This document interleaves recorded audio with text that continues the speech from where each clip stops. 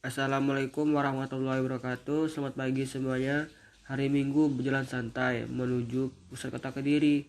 Sebelum presentasi dimulai, izinkan saya memperkenalkan diri. Perkenalkan, saya Muhammad Randi Gibran dengan pembicara kita. Yang pertama Wulandayani Putri, yang kedua Siti Fadila, yang ketiga Sino Cindy, dan terakhir Natalia.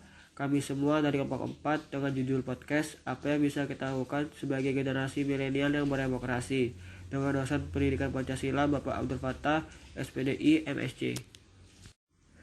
Nah, teman-teman, gimana nih kabarnya? Sehat nggak? Sehat dong. Pastinya sehat dong. Walaupun kita di rumah aja, kita harus jaga kesehatan ya teman-teman. Stay safe, stay home, stay healthy. Ingat selalu 3M ya. Oke, sip deh. Aku mau tanya nih, teman-teman. Kita ini kan sebagai mahasiswa, termasuk generasi milenial. Terus negara kita juga menganut sistem demokrasi Pancasila. Menurut kalian, apa sih peran kita sebagai mahasiswa dalam lingkungan masyarakat? Peran kita sebagai mahasiswa dalam masyarakat itu sebagai agent of change atau agen perubahan, di mana mahasiswa merupakan penggerak perubahan ke arah yang lebih baik. Contohnya, jika ada kebijakan atau peraturan pemerintah yang memberatkan rakyat, kita sebagai mahasiswa menyuarakan hati rakyat, bisa saja dengan melalui audiensi atau melakukan demo. Kita sebagai mahasiswa yang mempunyai peran, yaitu sebagai kalangan intelektual. Artinya, mahasiswa sebagai kalangan intelektual harus mencerminkan nilai karakter terbaik sesuai tingkatan intelektualnya. Hal ini adalah peran ideal dalam mewujudkan kehidupan bangsa yang beradab. Mahasiswa juga dikenal memiliki peran sosial kontrol. Maksudnya adalah mahasiswa memiliki kontrol sosial terhadap kehidupan masyarakat, bangsa, maupun negara. Ketika ada kejadian yang tidak sesuai dengan cita-cita bangsa dan nilai luhur bangsa, maka mahasiswa akan memberikan saran, kritikan, dan solusi. Dengan begitu, diharapkan arah kebijakan para pemimpin tidak sampai melenceng. Mahasiswa adalah generasi harapan bangsa. Di pundak mahasiswa, masa depan bangsa Indonesia akan ditentukan. Karena dengan memiliki mahasiswa yang berkualitas baik, maka masa depan bangsa pun akan lebih cerah.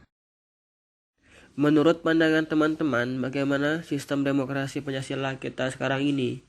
Demokrasi ini pelaksanaannya di Indonesia dengan menganut setiap nilai yang ada di dalam Pancasila seperti religius, gotong royong, keadilan rakyat, kemanusiaan, dan persatuan yang diharapkan akan menjadikan Indonesia sebagai negara yang maju.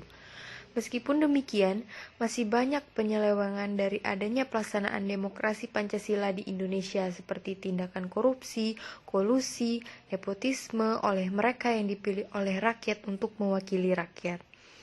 Adanya diskriminasi yang berhubungan dengan SARA di berbagai tempat hingga masih adanya masyarakat yang merasa belum mendapatkan keadilan. Demokrasi pada saat ini cenderung melemah. Dikarenakan era pandemi COVID-19 yang membuat bangsa Indonesia sedikit menyimpang dari peraturan yang dibuat oleh pemerintah.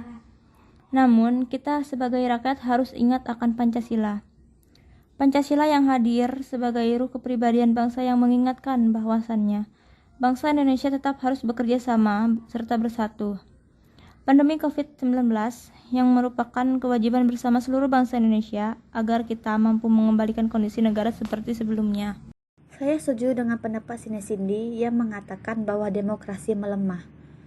Demokrasi sekarang sudah menyimpang di mana korupsi merajalela. Adanya peraturan yang menguntungkan pejabat negara dan malah merugikan rakyat biasa, terutama di masa pandemi seperti ini.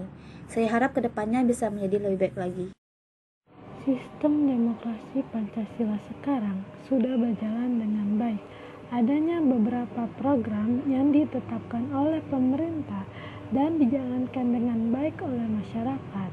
Walaupun tidak semua setuju, tetapi lebih banyak yang setuju dengan ketetapan pemerintah tersebut. Di masa sekarang ini, banyak sekali kegiatan-kegiatan anarkis, kekerasan, demo, dan sebagainya yang terjadi di Indonesia. Apa pendapat teman-teman semua dengan kejadian-kejadian tersebut? Pendapat saya dengan kejadian yang tidak menguntungkan seperti itu, sebaiknya bagi yang mengikuti aksi anarkis atau kekerasan diberikan sanksi berupa hukuman ataupun denda. agar mereka jera atau menyesal telah melakukan tindakan yang merugikan seperti itu. Menurut saya, ini masih ada kaitannya dengan pertanyaan nomor 2 tadi. Kejadian-kejadian tersebut bisa disebabkan oleh banyak faktor. Bisa saja terjadi karena rasa ketidakpuasan akan peraturan dan kebijakan yang diambil oleh pemerintah. Bisa juga oleh faktor ekonomi dan lain sebagainya. Pendapat saya, dengan kejadian seperti itu, sebaiknya dilaksanakannya peningkatan sistem keamanan yang lebih baik lagi dan menumbuhkan kesadaran terhadap masyarakat agar lebih berpikir positif dan mementingkan keselamatan mereka.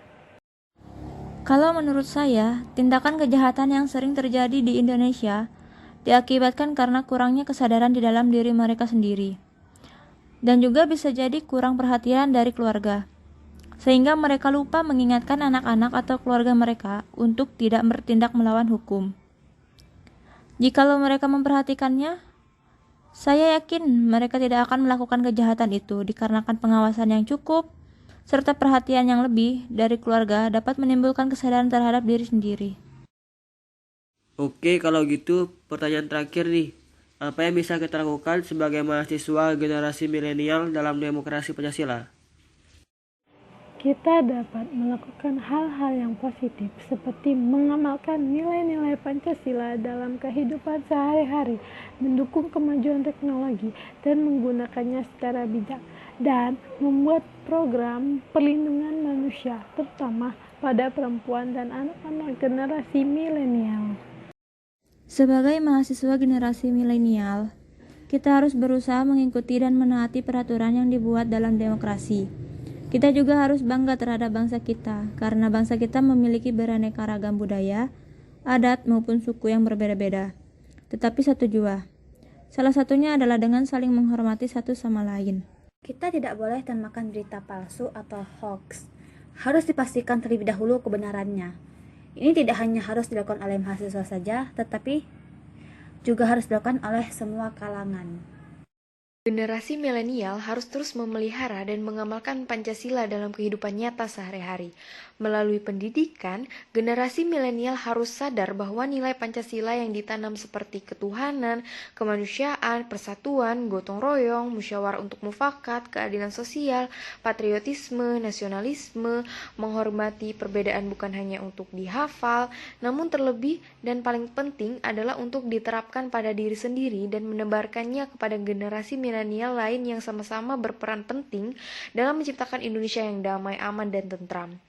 Marilah kita maju ke depan dengan membawa obor yang dapat membangkitkan semangat membangun Indonesia Jaya pada kehidupan yang lebih baik di masa mendatang.